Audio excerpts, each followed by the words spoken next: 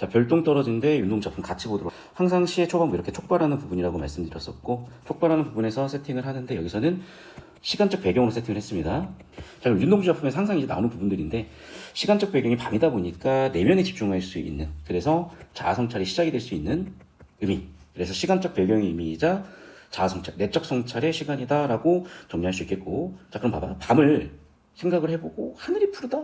하늘이 풀 수가 없잖아. 그럼 결국에는 뭐야? 성찰하고 있는 장면으로 이제 도입이 된 거죠. 그래서 이제 여기서부터는 사실은 장면이 한번 끊겼다고 봐야 되고, 하늘이 푸르대.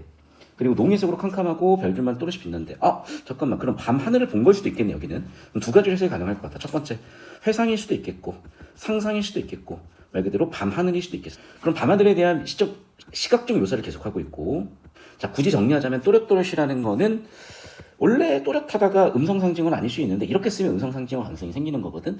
혹시 여기서 이제 선생님께는 이게 또렷하다, 선생님 이거 음성 상징어 가능하나요? 한번 여쭤보시면 좋을 것 같은데, 원래 음성 상징어가 되려면 얘는 부사여야 되거든요. 근데 얘 또렷하다라는 게 부사는 아니니까, 그래서 일단은 음성 상징어 가능한지는 한번 선생님께 여쭤보면 좋고. 침침한 어둠뿐만 아니라 오사오사 춥다. 자, 그럼 여기도 마찬가지. 아까 제가 있었던 음성 상징어 부분인데, 이 부분은 필기해 주셨는데 이 부분 필기 없는 거 보면 선생님께서는 이 부분은 음성 상징어 좀 애매하셔서 필기는 안 하신 것 같고, 시간이 될 때 가능성 있으면 꼭 이거 여쭤보시기 바랍니다.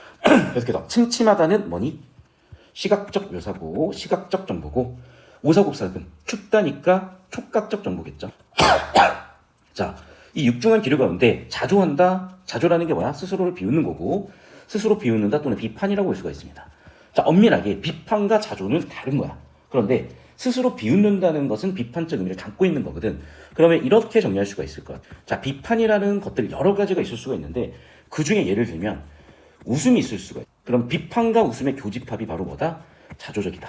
이런 게 있을 수 있겠고, 물론 이제 여기서 상대방을 비웃는 비웃음도 비판적 웃음을 볼 수 있겠죠. 그래서 비웃음, 자조 여러 가지가 있는데, 여기서 주체가 누구냐? 이 감정의 주체가 화자고, 비웃음 대상이 누구냐? 화자면. 그러니까 자기 자신을 비웃고 있으면 자조구나. 이렇게 정리하시면 되겠고, 이 자조의 기본적인 의미는 비판이다. 일단 이렇게 잡아보시죠. 그럼 봐봐, 한 젊은이, 보나마나 우린 다 알고 있잖아. 이 젊은이 누구겠어? 시적 화자인데, 시적 화자는 당연히 뭘 써야 돼? 1인칭을 써야 되는데 1인칭을 쓰지 않고 몇 인칭을 써놨어? 3인칭을 써놨죠. 그럼 뭐야? 이거는 객관화시켰다 또는 3인칭으로 표현했다 라고 볼 수 있겠습니다. 계속 보겠습니다. 그를 나라고 불러두자 라고 하면서 3인칭을 1인칭이라고 다시 한번 지칭을 하는 건데, 3인칭으로 객관화하려는 의도가 있는 거야 일단. 그래서 객관화라는 키워드 역시 잡아주시면 되겠고, 그 다음에 객관화시켰을 때 효과는 뭐냐면, 첫 번째 이런 거야.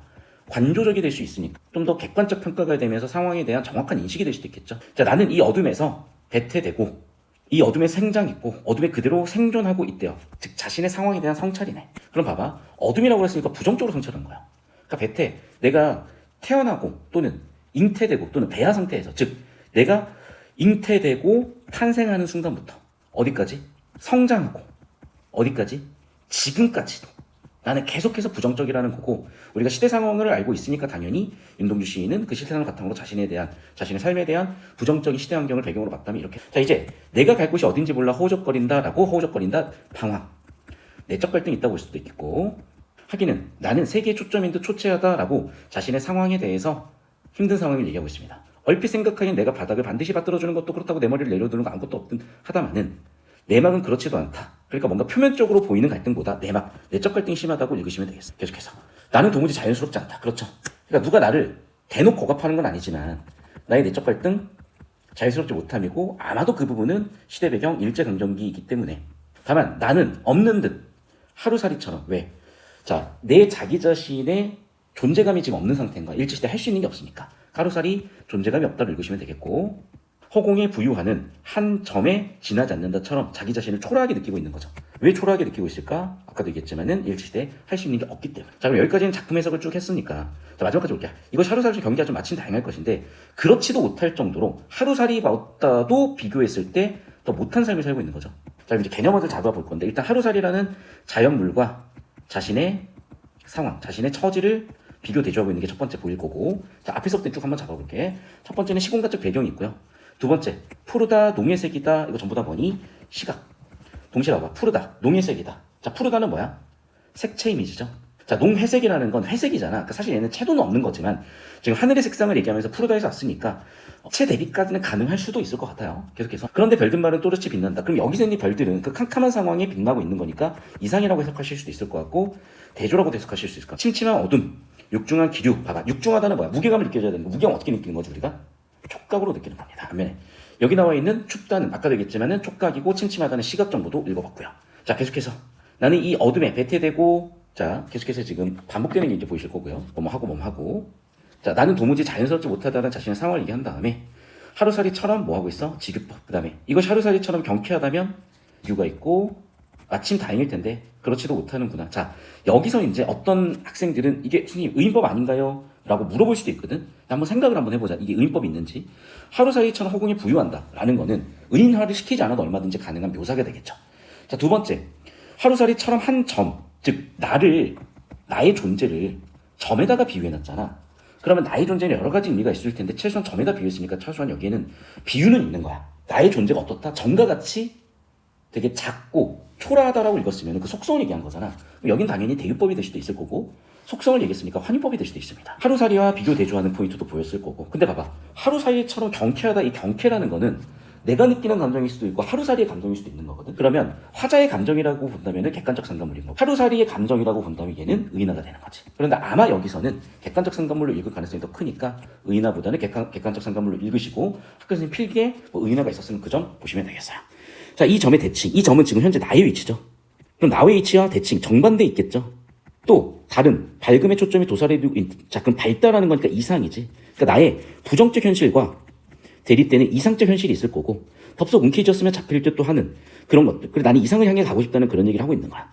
자, 계속해서 못한 것이 아니냐 서리법이 있겠고. 그러니까 내가 이상을 향해 가고 싶지만 그렇지 못한 상황을 얘기하고 있고요. 행복이란 별스러운 손님을 불러들이기에 또 봐봐. 행복을 손님에다 비유했으니까 이런 건 의인법이라고 하더라고.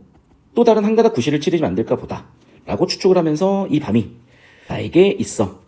어릴 적처럼 지기법도 보였을 거고요. 한낱 공포의 장막인 것은 봐봐. 밤이 공포의 장막이라고 밤의 의미를 공포의 장막에 비유해놨지.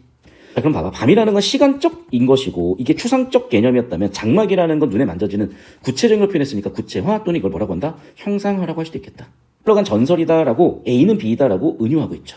따라서 이 밤이 향락의 도간이라는 이야기도 자 밤은 A는 B다라고 했으니까 역시 은유법. 밤을 향락의 도간이라고 비유했죠. 나의 염두에서 아직 소화시키지 못할 돌덩이다. 밤을 돌덩이 비유했으니까 역시 은유법의 나열이고 오로지 밤은 나의 도전에 호적하면 그만이다라고 하면서 자 밤을 또 내 적으로 표현하고 있으니까 역시 의인화도 보입니다. 결국 뭐냐 시는 밤에 대해서 이 부정적 현실에 대해서 계속해서 대립하는 자세로서 인식하고 있는 장면들을 계속 보여주고 이것이 생생한 관념세계만 오른다면 참 슬픈 일이다 애석한 일이다라고 감정 어휘를 직접 표출했죠. 꿈 속에 깜빡깜빡 졸다 다닥다닥 다 전부 다 뭡니까? 음성 상징어들 보였고요. 화집들을 얘기했었고 아름다운 시의 화사가 될 수 있는 것은 벌써 지나간 제네레이션 이기고 봐봐 갑자기 이제 영어 얘기하잖아. 어렵게 얘기했잖아. 이걸 뭐라고 한다? 어렵게 얘기하는 것을 현학적 표현이라고 하는 거야. 현학적 표현이 뭐다? 어렵게 얘기하는 거. 오늘에 있어서는 다만 말 못하는 비극의 배경이다라고 하면서 현실인식 계속하고 있습니다. 자 그럼 이제 밤에 지나면서 뭐가 왔어? 닭이 해를 치는 아침이 새벽이 오고 있는 거잖아. 그 맷장울을 뽑고 자 원관념은 울음이잖아. 그럼 울음을 맷자다라고 표현했으니까 울음을 만약에 청각이라고 본다면 청각의 미각화가 되겠죠. 울음을 짓내모라 동편헌이 새벽이란 새로운 손님 새벽에 손님이 비유했으니까 또 의인법이 있을 것이고 하자 뭐 가정어휘 계속 쓰고 있고 하나 경망스럽게 반가울 것은 없다. 가령 새벽이 왔다 하더라도 이 마음은 그대로 암담하고 나도 암담 그러니까 즉 새벽이라는 시간이 온다 하더라도 뭔가 문제 해결은 안 되고 있다는 그런 부정적 인식이라고 있죠. 부정적 인식의 근거는 뭐냐 너나 나나 어떻다 아이고 주저하는 그런 존재이기 때문에 어차피 아침이 온다고 새벽이 온다고 달라질 거 없다 그런 얘기를 했습니다. 그럼 봐봐 여기서 그는 아까도 얘기했지 누구겠어? 나무를 얘기한 것 같기도 하거든요. 그럼 봐봐 화제전환이라고 볼 수 있겠죠. 즉 이런 걸 뭐라고 하니? 시에서는 대상의 전환. 그럼 봐봐 그는 나무는 나의 오랜 벗이라고 이웃이라고 했으니까 당연히 의인법이 있겠고 그렇다고 내가 그와 성격이나 환경생활이 공통한 데 있어서가 아니라 극단 사이에 있어더라도 뭔가 교집합이 있다 공통되는 부분이 있다 공통감이 있다 우리 이런 걸 뭐라고 하죠? 동질성이라고 표현합니다. 동질감이라고도 표현하고요. 그거 이후에 나는 처음 그를 턱 불행한 존재로 가소롭게 여겼고 나무에 대한 나의 인식이죠. 했을 때 슬퍼지고 측은한 마음이 있었대요. 이렇게 보잖아. 나무를 행복하다고 본 거야 갑자기. 왜 그랬을까? 구두맨 이를 비길 수 없는 바위에도 탐탁지 못할 망정 잘못이 있다 한들 생애뿌리를 박지 못하며 어딜 간데 생활에 불편이 있을 소냐 라고 하면서 비교대조하면서 누가 왜 행복한지 얘기하고 있고 자 칙칙하면 솔바람 불어오고 쏘냐 서리법 확인됐을 거고요. 바람 불어오고 심심한 새가 노래 부르고 쭉쭉쭉 얘기를 하고 있습니다. 즉 나무의 장점들을 나열하고 있네. 보시면 알겠지만 유사한 반복되고 있고 시 구도 반복되고 있고 사 구조도 반복되고 있다는 게 보일 겁니다. 행동의 방향이나 거치는 과제에 봉착하지 않고 인위력을 우연으로선 탄생 치유든 자리를 시켜 무궁무진의 연을 섭취하고 영롱한 햇빛을 받아들여 손쉽게 생활을 영위하고 보는 그런 나무의 상황에 대해서 행복하다라고 인식을 하고 있고, 과제를 풀지 못하는 나의 안타까운 상황에 대한 인식, 나무의 마음이 점점 올마운지 하고, 그렇게 나무랑 나를 동일시하면서 뭔가 깨달아가지고 있는 것 같습니다. 젊은 선비의 웅변이 선배도 믿지 못할 것이라니, 그러면 영년나무에게 나의 방향을 물어야 할 것인가 하면서 나무를 통해서 내 삶의 인식을 하고 있고 삶의 방향성을 갖고 있습니다 라고 하면서 어딜 갈까? 영탄법 쓰면서 별에 대한 인식을 하고 있죠. 그러니까 시인의 지향이 계속해서 초반부터 있었던 별이었던 거예요. 별이 흘렀고 별똥별이 떨어졌고 별똥이 내가 있을 것이라는 것보다 하면서 지향의 이상향을 향해 얘기하고 있는 거고, 별똥아 무슨 법? 혹격조사 도노법. 도노법 혹격조사 쓰였으니까 영탄법도 가능하다 그랬습니다. 도노법을 쓰는 순간 뭐가 되는 거야? 대화체가 되는 거고, 왜 불렀으니까. 자, 자연물이 무생물인데 생물로 표현했으니까 화류도 되고요. 교집합으로서 뭐도 되는 거야? 의인도 되는 겁니다. 떨어져야 될 곳 떨어진다. 다시 한번 얘기하지만 어떤 지향점에 대한 얘기를 한다고 해석을 해보도록 하겠습니다. 자, 이 작품은 여기까지 이제 정리해 보면은 를 통해서 자신의 지향점을 확인했다, 이 정도로 정리해 보시면 충분할 것 같아요. 작품에서 일단 이 정도 한번 해봤고,